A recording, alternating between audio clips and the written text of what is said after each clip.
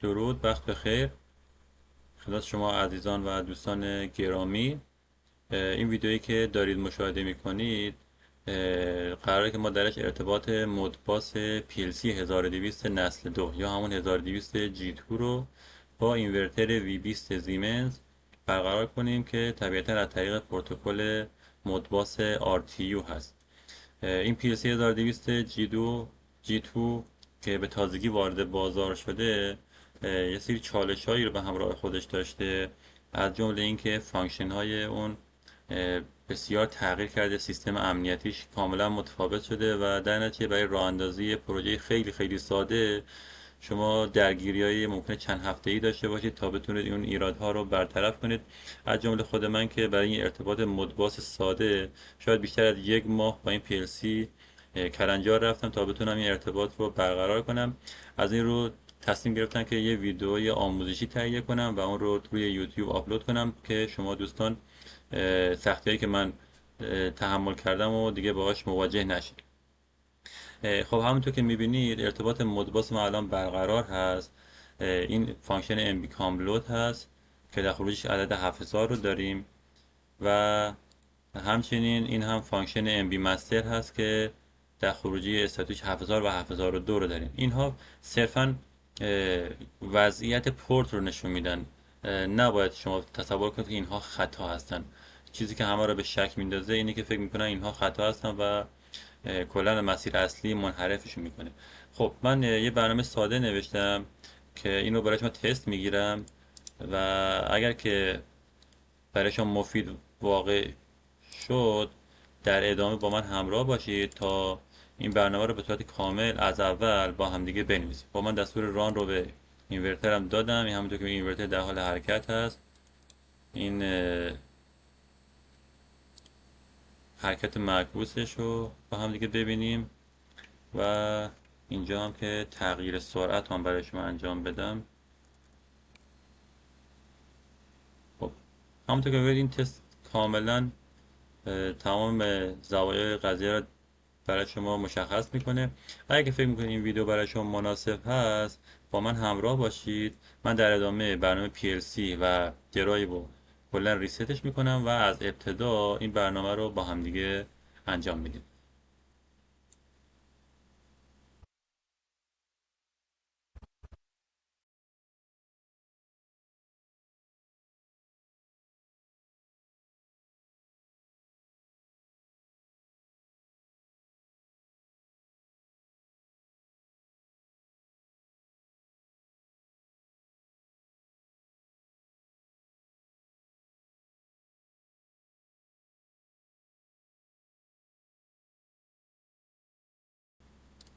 PLC من 1200 هست، 1214 هست. بعد به ورژن 4.1 من آپدیتش کردم. این رو مد نظر داشته باشید. در حالت ورژن 1.0 معمولا درست کار نمیکنه. حتما به ورژن 4.1 آپدیتش کنید.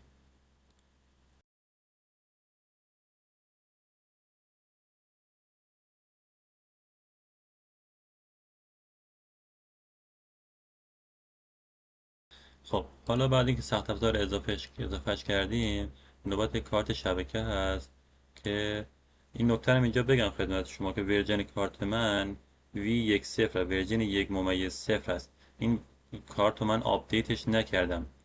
برخلاف چیزی که بعضی دوستان میگن نیاز به آپدیت نداره، با همون ورژن 1.0 کار انجام میشه. خب حالا پارامتراشو رو به این طریق انجام میدیم. مودش رو میذاریم رو هاف دوپلکس RS485 و تنظیمات پورت رو هم من روی 19200 گذاشتم. ایون انتخاب میکنم 8 بیت یک و این عدد هم میذارم روی ویت تایم روی 1000. خب یه نکته هم اینجا هست، تو سیستم کانستنت میتونید هاردور آیدنتیفایرتون رو ببینید که بعدا که میخواید تو برنامه اضافهش کنید به اشتباه چیزی دیگه ای رو اضافه نکنید. این قسمت سیستم کانستنت میتونید این هاردور آیدنتیفایر رو ببینید.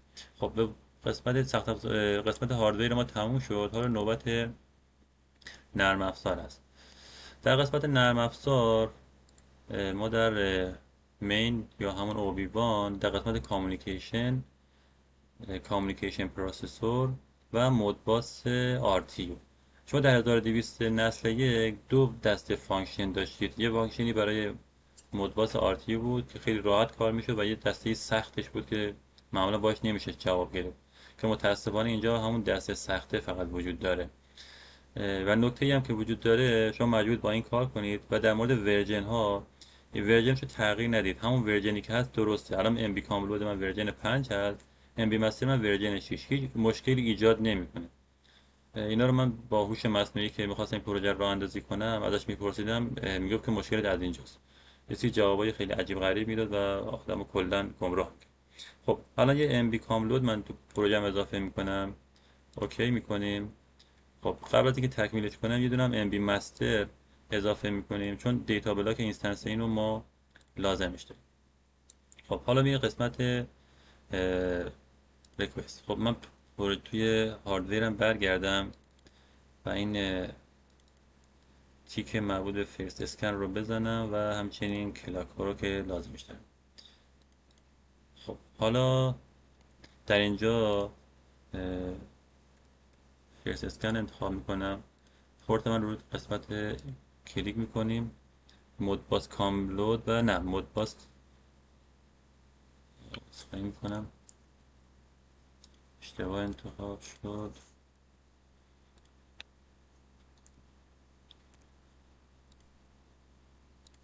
خب اوکی. این قسمت هست، ببینید CM 1241 و آدرس آیدنتیفایرش همون 274 است. بادره روی 19200، پریتیمون روی 2 هست. با چون ایون هستیم 2، اگر آد بودید 1 قرار بدید، اگر هم که نداشتید روی 0. اینو خیلی دقت کنید. و قسمت مهم MBDB هست که قبلا ما اینو میگرفتیم مینداختیم اینجا درست میشد، ولی الان باید اون انتخاب کنید و یکی از پارامترهای داخلش رو انتخاب کنید. MB Master DB رو روش کلیک میکنید. وقتی باز شد قسمت MBDB P2P MB Base رو انتخاب میکنید، اینتر رو میزنید و تموم. حالا در قسمت دان، این قسمت رو بگم خدمت شما. قبلا ما در 1200 معمولی وقتی که این فانکشن اجرا میشد خروجی دانش به صورت تورو باقی میموند، ولی اینجا یک بار فقط اجرا میشه و بعد تغییر میکنه به فالس و ممکنه این شما رو به اشتباه بندازه که پورتتون درست رانندگی نشده. بخاطر همین من اینجا یه حافظه تعریف میکنم به عنوان لوددان، که اگر که پورتم به درستی فعال شد یه دیتا یه مقداری رو در یه حافظه موو کنه که من بفهمم پورتم درست شده، درست کار کرده. من میگم عدد 100 رو توی load cmp load complete، حالا یه همچین چیزی. اینجا هم یه ورودی براش قرار میدیم و این قسمت یعنی لود دانه من که شد این عدد رو موو میکنه به این قسمت تا من بفهمم که این فانکشن هم به درستی اجرا شده یا نه. خب حالا میریم تو قسمت مودباس مستر. اینجا من یک کلاک 10 هرتز میذارم که البته میشه روش های مختلف انتخاب کرد، ولی چون اینجا ما برای تست هست فعلا همین رو میذاریم. آدرس اسلیو ما 2 هست، میتونه آدرس های مختلفی باشه ولی 0 رو انتخاب نکنید. مود ما 1 هست، دیتا آدرس ما 40 100 هست و 40 101. چون دو تا دیتا پشت سر هم دیگه هستن من دیتا لین رو 2 میذارم و اینجا یه متغیر از نوع دابل انتخاب میکنم که بتونم همزمان دو تا آدرس رو با یه فانکشن آدرس‌دهی کنم. خب قسمت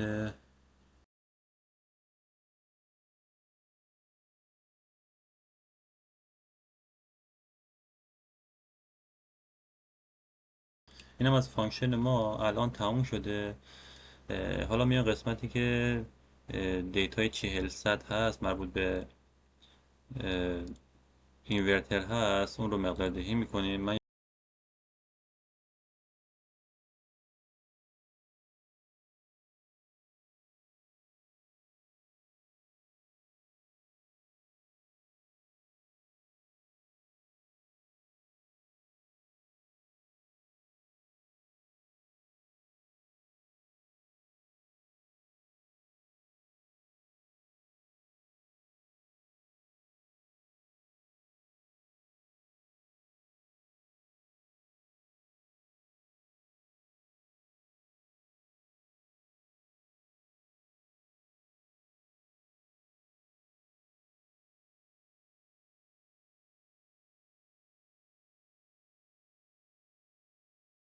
خب ببینید الان چراغ TX من چشمک میزنه، ولی خب ارتباطی مبادله نمیشه.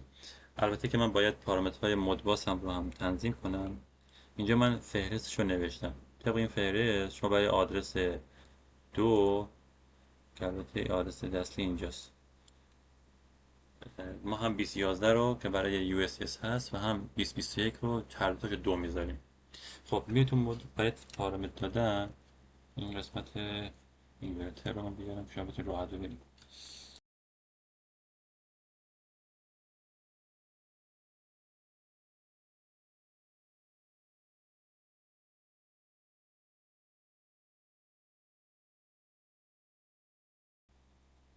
خب ببینید الان من پارامتر دادم، ولی همچنان این به کارش یعنی شبکه ارتباطش برقرار نمیشه و مشکل داره. و داستان هم از اینجا شروع شده که این ورژن جدید CPU 1200 نسل دو به نظر من یه باگی داخلش داره و اون هم این هست که فانکشن ها به درستی در این CPU لود نمیشن و شما باید مقدار دیتا بلاک رو بسید دستی برید و تغییرش بدید. خب برای این کار چرا این بسته نمیشه؟ اوکی. خب برای این که این ایراد رو ببین قبل از اون هم من این ارور رو دارم 7028 و ارورای مختلفی اینجا من دارم، ولی کماکان خروجی پورت من همون 7000 هست و لود هم انجام شده. این عدد 100 هست که البته اینجا چون ورد تعریف شده مثلا 64 نشونش میده، یعنی یه بار این پورت کارش رو انجام داده. حالا مشکل چی هست؟ تو آفلاین میشیم، این بلاک MB لود رو باز میکنید، یه عدد اینجا با دستی خودتون تغییر بدید. اینجا پایین مود رو پیدا کنید، این عدد مود باید روی 4 باشه تا این بفهمه که ارتباطش مودباس RTU هاف دوپلکس است، وگرنه متوجه نمیشه. خب حالا که این کار رو انجام دادید حتما دانلود اند ریست PLC رو انجام میدین.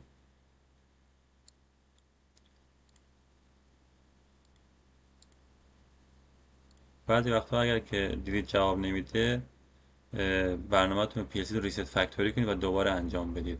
من با این مشکل برخورد داشتم. خب حالا لود میکنیم و الان پروسه رو رانش میکنیم.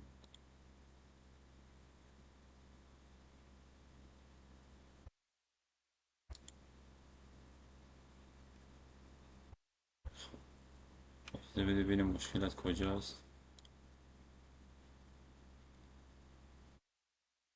مود که 4 هست. خب بریم تا قسمت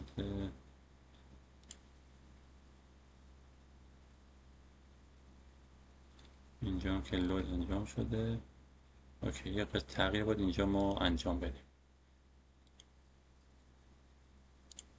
این MB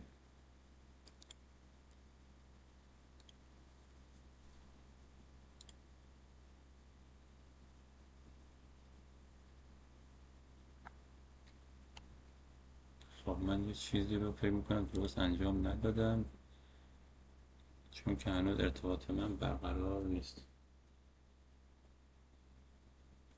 برقرار یه بار باید اینو خاموش روشن میکردم که یادم رفت. این هم جز همون مشکلاتی هست که کار ممکنه پیش بیاد، ولی کماکان مشکل اصلی همون مشکل مد هست که باید روی 4 قرار بگیره. درست شد. خب من یه بار اینورتر رو خاموش کردم و روشنش کردم و دیدید که الان ارتباط ما کامل برقرار شده و اروری نداریم خوشبختانه. و چیزی در مورد این فانکشن ها وجود داره، ببینید خروج اینها عدد 7000 هست. این ارور نیست، این فقط وضعیت پورت رو نشون میده. اینو من تاکید بکنم به خاطر اینکه خودم این رو من رو گمراه کرده بود و مدت ها دنبال این میگشتم که چرا این ارور داره. و تنها راه چکش هم این هست که اینجا شما یه عددی رو موو کنید که ببینید آیا پورتون اسکنش رو انجام داده یا نه. البته من اینو یه تغییری بدم بهش. اینجا باید اشتباه من این بوده. خب البته که من تغییر کردم، یا PS رو استاپش میکنیم و دوباره ران. اوکی، الان پورتال اجرا شد، ولی اینجا میبینید فالس، این شما رو به اشتباه نندازه و همچنین عدد 7. اینا یه چیزایی هست که تو سری قبلی نبوده و الان اگر اینا رو شما ببینید فکر میکنید که یه جایی کارتون ایراد داره و تنها ایرادی که وجود داشت همون عددی بود که باید مود رو روی 4 قرن تنظیم میکردیم. خب این قسمت فانکشن مود باس مستر ما هست که داره کارش رو انجام میده. حالا ما بیایم مقدار دهی میکنیم، ابتدای سرعت تعریف میکنیم، میذاریم روی 1000. البته که این 1000 اینجا لود نمیشه چون شما باید یه بار دستور استاپ یا همون ردی رو انجام بدید. خب الان عدد من اینجا لود شده، سرعت 3 هست. بذار من بیشترش کنم، بذاریم روی 5000. خب سرعت من تغییر کرد و حالا فرمان ران رو بهش میدیم. این هم از استارت موتور آفش میکنه و حالا ریورسش میکنیم. خب و حالا هم دوباره استاپش میکنیم. خب حالا میبینید ارتباط کامل برقرار شده.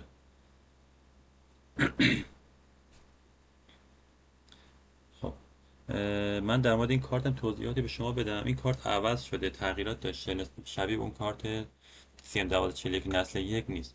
دو قسمت داره برای ورودی، برای اتصال به شبکه که یکی RS232 هست اون بالا که ما ازش استفاده نکردیم و قسمت پایینیش هم مدواس RTU هست که دو دسته ترمینال داره که یه سری با، من اینجا رو زوم کنم، با حرف B, A و M در سمت چپ هست که ما از اونها استفاده نکردیم. البته من قبلا از اونها استفاده کردم، فکر میکردم اینها هست که اینم کلی منو به اشتباه انداخت، ولی اونایی که درست هست RB, RA, TB و TA هست. نحوه اتصالش هم اینجوری هست که شما RB و R و TB رو به هم دیگه وصل میکنید میشه سیگنال مثبت شما و همچنین RA و TA رو هم به هم وصل میکنید میشه سیگنال منفی. در ادامه اینا رو من روی تصویر برای شما شکلش رو میکشم که اگر متوجه توضیحات من نشدید از روی ظاهر اون سیم کشی متوجهش بشید. من ویدیو رو موقتا پاز میکنم تا اینها رو بکشم. خب همونی خدمت شما عرض کردم، RA و RB اصخایی میکنم، RB و TB رو به هم وصل میکنید به ترمینال P یا همون مثبت وصلش میکنید و RA و TA رو هم به هم دیگه وصل میکنیم و به ترمینال N وصل میکنیم. خب این خطایی هم که اینجا داریم میبینید عدد 7000 و 7002 اینا فقط وضعیت پورت هستن، این شما رو به اشتباه نندازه. الان در ادامه من این سیگنال های امبیدان و ارور و بیزی رو میارم که شما ببینید واقعا اروری هم ما نداریم. قسمت تریس من این سیگنال ها رو اضافه میکنم.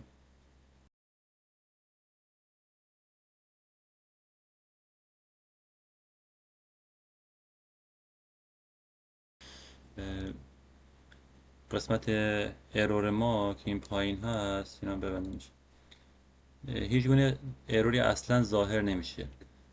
این هم سیگنال های ما هستن که من بتونم نگهش دارم. بالا بایستم ببینید این سیگنال دان هست و این هم سیگنال بیزی. کاملا یه ارتباط کامل و مطمئن الان برقرار شده. ممنون از وقتی که گذاشتید و تا انتها ویدیو رو تماشا کردید. من مهدی شیخی هستم،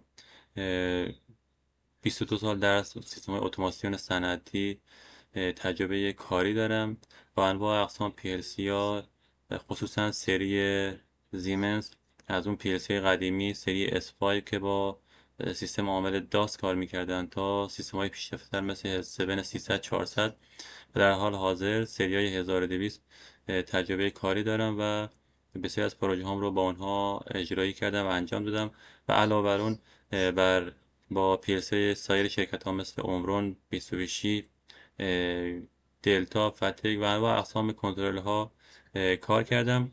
خوشحال میشم اگر دوستان کسی در این زمینه ها مشکلی در پروژهش داشت به ما اطلاع بده تا بتونیم راهنمایی کنیم، و یا اگر که مناسب بود یه ویدیو آموزشی تهیه کنیم که سایر عزیزان هم بتونن از اون استفاده کنن. مرسی که وقت گذاشتید. این لایک و کامنت شما انرژی خیلی زیادی به من میده و باعث میشه که من بتونم ویدیوهای بهتر و بیشتری رو برای شما دوستان بسازم. متشکرم. روزتون بخیر. خدا نگهدار.